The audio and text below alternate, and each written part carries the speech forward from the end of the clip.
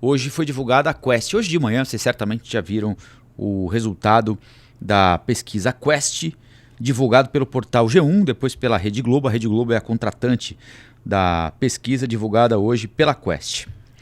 A pesquisa indica empate técnico entre os 3 candidatos que pontuam na frente nesta eleição, com a seguinte ordem: Ricardo Nunes, 24%, Guilherme Boulos, 23% e Pablo Marçal, 20%. Essa tela aí é muito interessante para quem está nos acompanhando por imagem, que eu lembro que tem muita gente que nos acompanha por som no Spotify ou deixa o YouTube ligado e vai tocar vida, fazer outras coisas.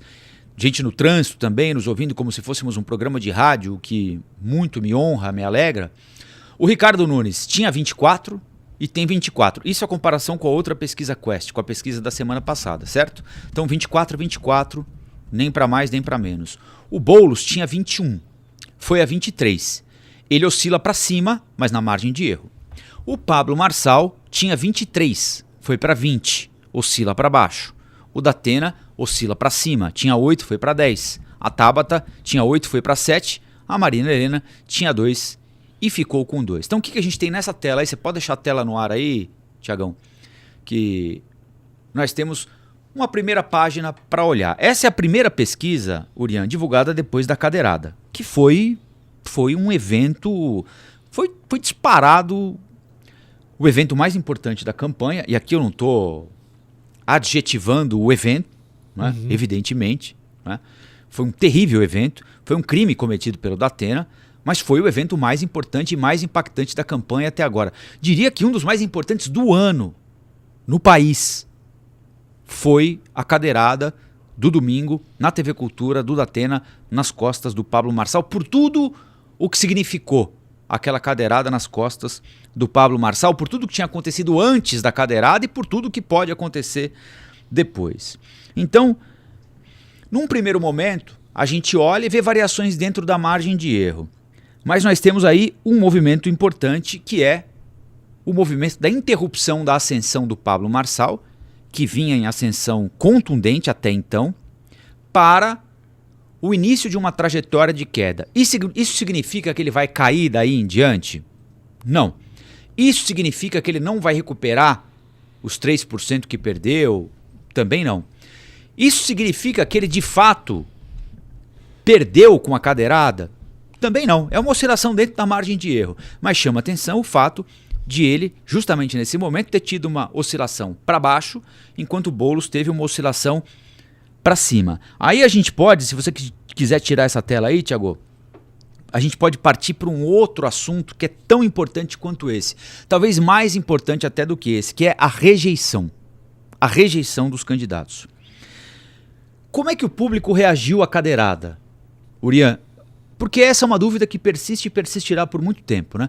Bom, as pessoas acham que o Datena foi errado e vão deixar de votar nele. As pessoas acham que os dois estão errados, porque um provocou até não poder mais e o outro caiu na provocação e reagiu de maneira infantil e não de maneira adulta. O Marçal é encarado como vítima, exclusivamente como vítima por uma parte do eleitorado e tende a ganhar voto com a cadeirada. Essa é uma dúvida que persiste. Aí a gente olha para a pesquisa e não vê lá a grande alteração, embora chame a atenção o fato de o Marçal ter parado aquela subida vertiginosa que ele tinha, na qual ele tinha decolado até a pesquisa anterior, né? Então vamos às rejeições. Os marqueteiros dizem, minha gente, que com 40% a rejeição é proibitiva para um candidato ganhar a eleição. Ele pode até ir ao segundo turno, mas quem vai ao segundo turno com uma rejeição de 40% perde a eleição. É o que dizem os marqueteiros, quem estudou o assunto. Quem é o candidato mais rejeitado? O Datena. O Datena. O Datena é o mais rejeitado. Ele é rejeitado por 62% dos eleitores. Então, como é que essa rejeição é aferida? O pesquisador diz: em quem é que você não vota de jeito nenhum? Datena. De cada 10 pesquisados, 6 dizem que não votam no Datena de jeito nenhum. Isso é proibitivo para ele. Ele não ganha a eleição. Vamos imaginar que ele fosse ao segundo turno. Perde a eleição. Na sequência, Guilherme Boulos, com 46%. Também perde a eleição.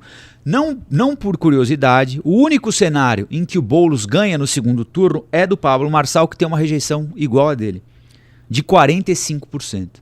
Então a gente está partindo para uma eleição, o que não é novidade também, né? Porque tem sido assim, eleição nacional, eleição municipal, a eleição do não. Quem eu não quero.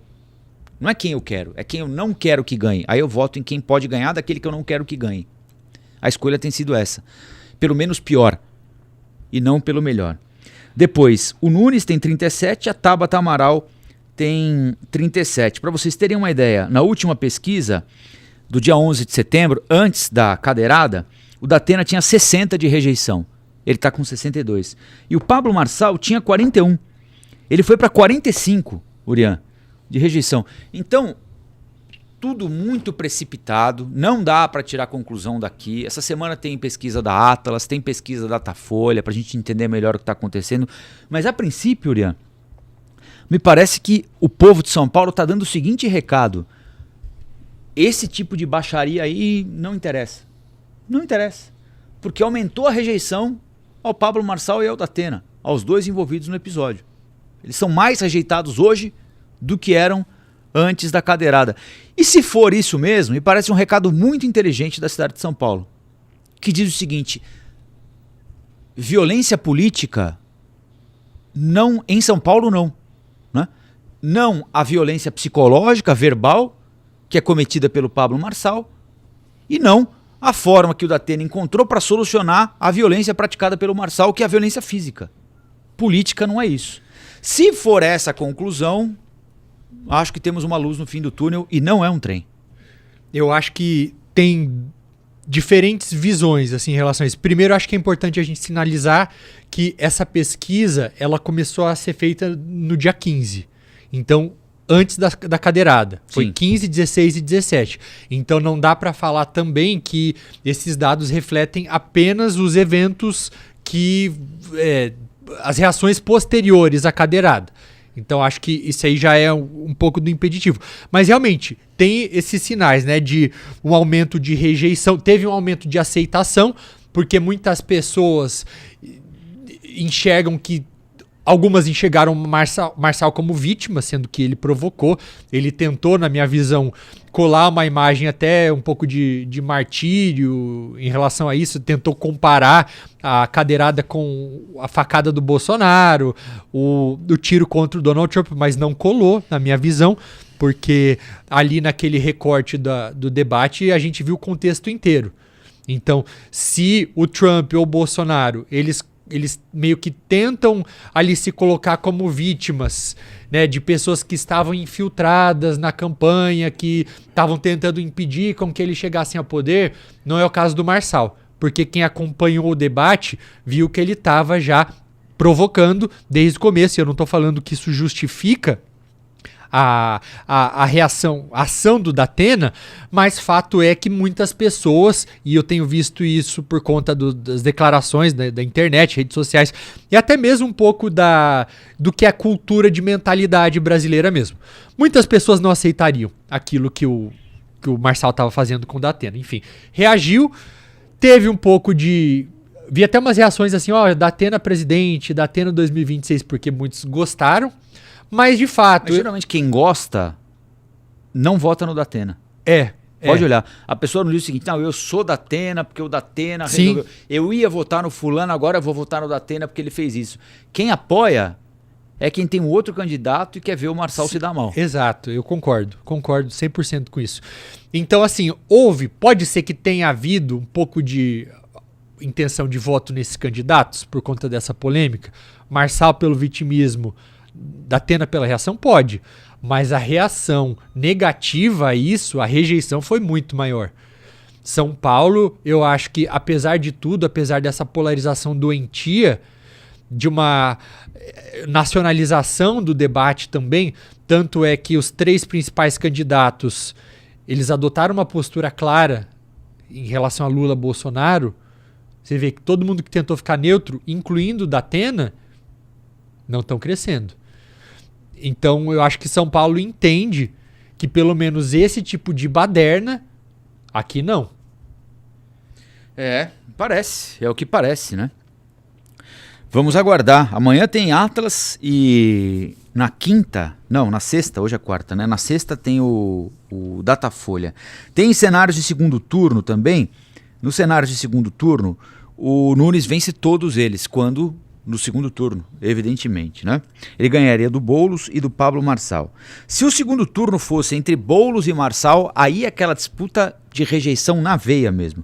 Boulos e Marçal, os dois permanecem empatados tecnicamente no limite da margem de erro, mas Boulos aparece numericamente à frente do adversário do PRTB. A margem de erro dessa pesquisa é de 3 pontos. Então, se o cenário for Nunes e Boulos, o Nunes tem 46 contra 35 do Boulos. 46 contra 35 dá 11% de diferença para o prefeito.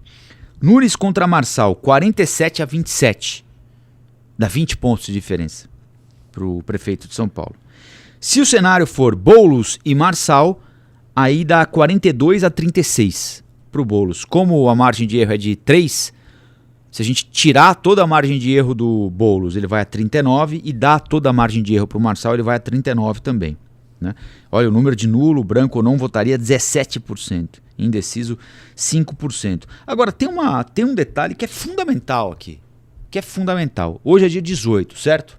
A eleição é dia 6.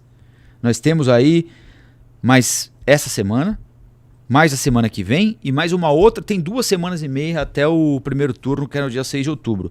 50% da população ainda não decidiu em quem vai votar.